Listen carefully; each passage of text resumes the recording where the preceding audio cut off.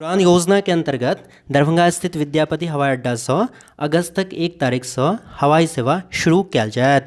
किछ दिन पहिने स्पाइस जेट दरभंगा में प्रेस कॉन्फ्रेंस क दरभंगा से 3टा महानगर मुंबई, दिल्ली तथा बेंगलुरु के लेल हवाई सेवा शुरू करबाक घोषणा केने छल।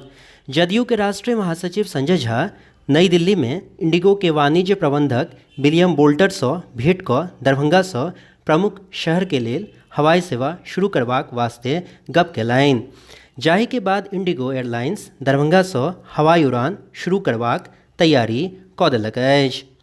इंडिगो मिथिला के दरभंगा शहर से दिल्ली भाया पटना, मुंबई भाया पटना, हैदराबाद, चेन्नई तथा पुणे के लेल हवाई सेवा शुरू करत।